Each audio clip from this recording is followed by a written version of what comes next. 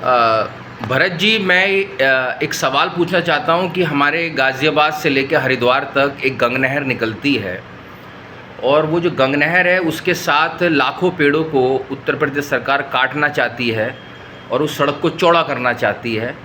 तो इस पर आपकी क्या प्रतिक्रिया है? मैं तो पेड़ों को बचाने के ही पक्ष में हूँ और मैं यही इनकरेज करूँगा कि हार जीत को बिना देखे हुए आप लोगों को जो हो सके कोर्ट्स का ही सहारा लेना चाहिए, क्योंकि सरकार के एडमिनिस्ट्रेटिव तंत्र से कोई रिलीफ नहीं मिलती है, ऐसा मेरा अनुभव है। कोर्ट्स में 20 में से एक केस हम जीतते हैं, लेकिन वो एक केस बहुत प्रभावी होता है।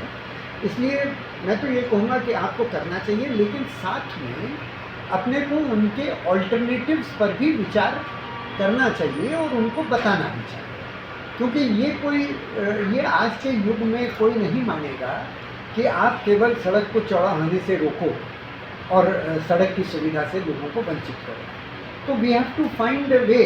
अब जैसे आप यही अगर कहें कि भाई नहर चलने दो और उसके ऊपर से आप ब्रिज मतलब प्लेटफॉर्म बना करके सड़क बना लो, कुछ भी करें। और फिर दूसरा जो विशेष बात है कि अपने को कॉस्ट ऑल्टरनेटिव्स देखने चाहिए जी। कि अगर आप इस गंग नहर को चौड़ा करने के बाद के स्थान पर आप वर्जिन लैंड पे खेतों के बीच में से आप इसको ले जाएं, तो व्हाट इज़ द डिफ़िकल्टी? उनको ये कन्वीनियंट लगता है कि यहाँ पूरा अलाइनमेंट सही है, बगल में एक्विजिशन करना आसान है, लिमिटेड है। तो उस लेवल पर हमको इंटरैक्ट करना पड़ेगा जी कि क्या ऑल्टरनेटिव्स हैं, क्योंकि अगर हम सड़क से जनता को वंचित करें तो फिर जनता नहीं साथ है। जी तो जी। सड़क भी बने और पर्यावरण भी बने, उसका कोई सोल्यूशन अपने को ढूंढना पड़ेगा। वैसे तो हिंदुस्तान टाइम्स न्यूज़पेपर की एक न्यूज़ थी और उस पर एनजीटी ने कॉग्निजेंस लेकर के इस पिटीशन को अपने यहाँ पर रखा है और उसको सुनवाई चल रही है।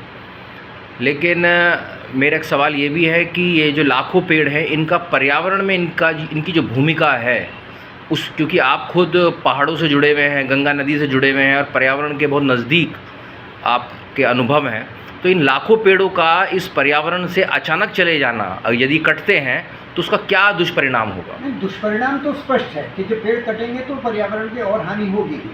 प्रॉब्लम डिफरेंट है। देखिए, एनजीटी ये कर देगा कि ये आप अगर 1.5 लाख पेड़ काट रहे हैं तो आप 5 लाख या 6 लाख को प्लांट करो, और वो 5-6 लाख जो है वो फर्जी प्लांटेशन हो जाते हैं।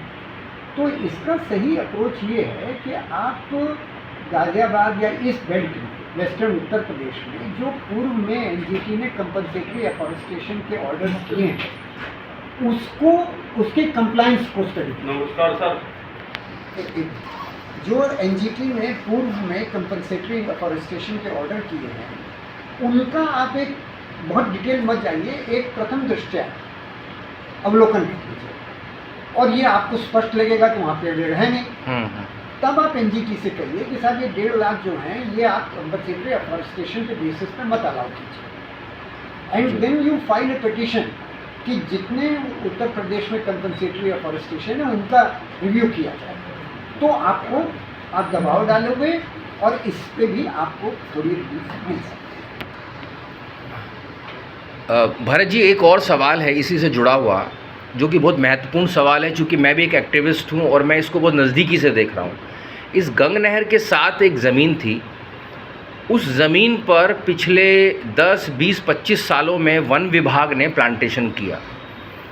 जब हम वन विभाग से पूछते थे कि ये प्लांटेशन आप क्यों कर रहे हो, तो वो ये कहते थे कि उत्तर प्रदेश सरकार की योजना है कि लाखों पेड़ लगाने हैं इस साल। वो ये कहते थे कि कहीं पर पर्यावरण को नुकसान पहुंचाया गया है तो उसके कंपनसेशन में हम ये पेड़ लगा रहे हैं। अब जो पेड़ कंपनसेशन में लगे हैं या जो पेड़ उत्तर प्रदेश सरकार की योजनाओं में लगे हैं, अब आप उनको काट के फिर उनको कहीं और कंपनसेशन में लगाओगे, ये कहाँ तक उचित है? भाई देखिए, मेरा तो मानना है कि this is part of the development process. हम एक बार कपड़ा खरीद के लाते हैं, पहनते हैं, फिर उसको हटा करके दूसरा लाते हैं। तो ये कोई थ्योरेटिकल इशू नहीं है कि एक बार हमने कंपनसेटरी एफॉरेस्टेशन कर दिया तो उसी जगह परमानेंटली रहेगा। टोटल पिक्चर वो होनी चाहिए। अगर आप यहाँ से हटा करके दूसरी जगह ले जाते, अब अपने शहरों में अक्सर होता है कि स्लम को एक जगह से हटाया, दूसरी जगह ले गए, दूसरी जगह हटाया, तीसरी जगह ले गए। ले गए, कोई बात नहीं। लेकिन जहाँ आप टोटल पिक्चर देखिए कि जो उत्तर प्रदेश ने कंपनसेटरी एफॉरेस्टेशन कर रखा है, क्या उससे 3 गुना वास्तव में पेड़ लगेंगे, नहीं लगेंगे, कहाँ लगेंगे, वो है क्रिटिकल इशू। उसे इसमें नहीं पड़ना चाहिए। अच्छा, उसे हमें वॉच करना चाहिए कि, लेकिन एक सवाल और है सर कि जो पेड़ जिनकी उम्र 25 साल है, 30 साल है, जो कि गंगा नहर के साथ थे, तो उनका विकास बहुत तेज़ी से हुआ, उनके तने बहुत मोटे हो गए और उनकी छाया बड़ी ज़बरदस्त है। कई जंगली जानवर, बंदर, लंगूर और नील गायें वहाँ पर रहती हैं, ये मैंने खुद जाके देखा है। तो इतने बड़े पेड़ों को नष्ट करके अब हम छोटे छोटे पौधे लगाएंगे, वो तो फिर 25 साल 30 साल में जा कर के उस लेवल पे आएंगे। अभी तो जो हमने नुकसान कर दिया उसकी भरपाई अगले 25 साल में होगी नहीं। देखिए, बड़ा फिलोसॉफिकल इशू ये है कि is nature absolute? Nature is not absolute.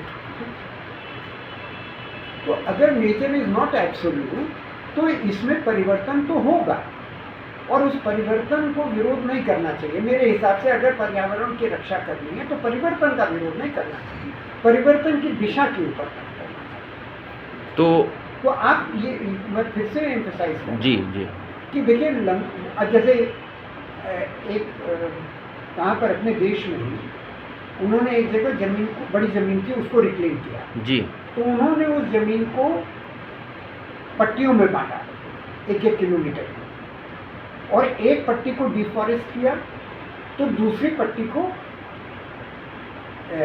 पेड़ लगाए, तीसरी में बड़े पेड़ हो गए। जी जी तो पशु भी जो जहाँ बड़े पेड़ मिलते गए वो उधर खिसकते गए, और माइनिंग भी हो गई और फॉरेस्टेशन भी हो गई। जी जी तो we have to be creative. मेरा ये मानना है कि एब्सोल्यूट कोई सुनेगा नहीं, और मतलब मुझे नहीं जमता।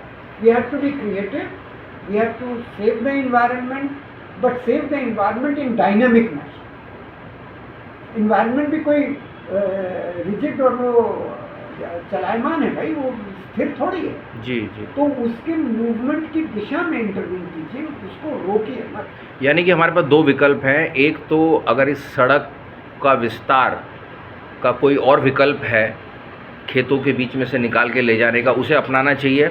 और दूसरा कि जो पेड़ कटेंगे वो क्या वास्तविकता में दूसरी जगह पर लग रहे हैं, वो है मेरे अच्छा, हिसाब से।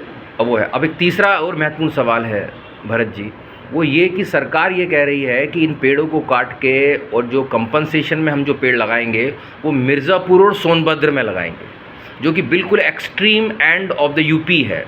आप पेड़ काट रहे हो गाज़ियाबाद में, मुजफ्फरनगर में, मेरठ में और इस रेंज में, और पेड़ जो लगाए जा रहे हैं वो यहाँ से 800-900 किलोमीटर दूर लगाए जा रहे हैं। इस पर क्या कहेंगे आप?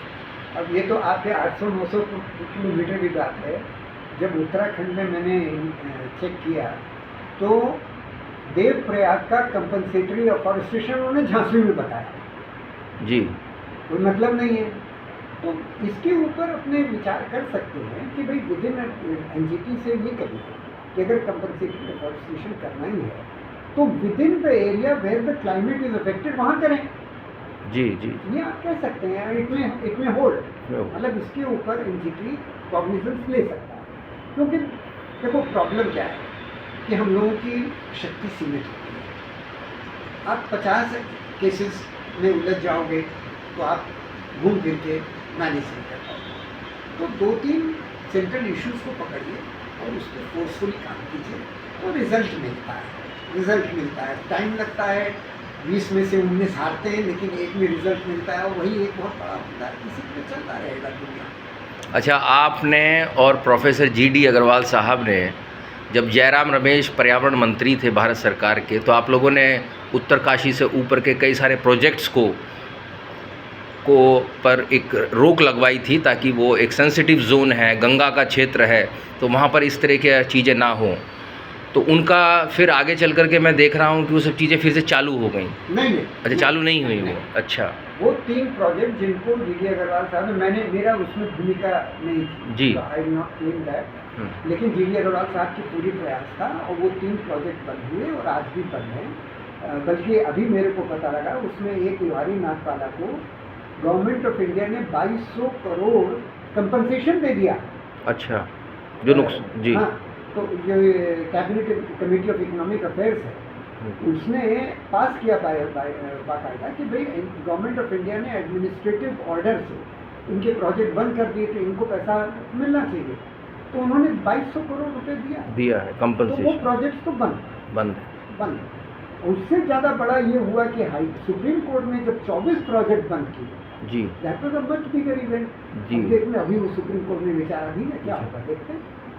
तो प्रोफेसर जी डी अग्रवाल साहब की याद आती है आपको? काफ़ी लंबा आपका उनके साथ Yes, एक yes। वो तो जब उनका इंतकाल हुआ उसके पहले 10 दिन मेरे घर पे रहे थे।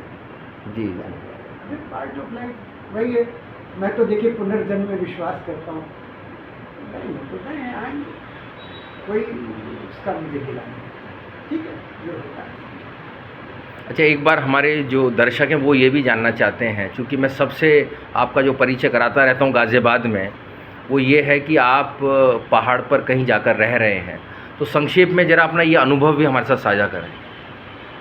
देखिए मैं तो पहाड़ में गया था एकांत के लिए और वानप्रस्थ और संन्यास के लिए, लेकिन गंगा जी ने ऐसी चपत मारी मेरे को, ऐसी चपत मारी कि फिर से ला करके पहले तो गंगा जी के संरक्षण में लगा, फिर वहाँ पर अटैक हुआ तो दिल्ली आके सुप्रीम कोर्ट में खुद केसेस फाइट किए और वापस मुझे संसार में आना पड़ा। लेकिन उत्तराखंड में रहने का जो मेरे को अनुभव है वो अद्वितीय है।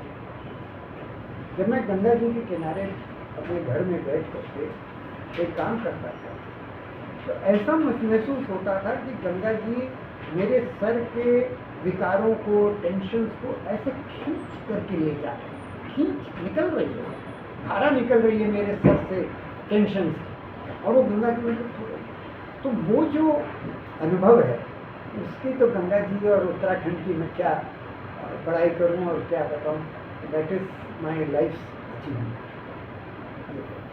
चलिए, बहुत बहुत धन्यवाद, आपने हमारे इस चैनल को इंटरव्यू दिया। Thank you.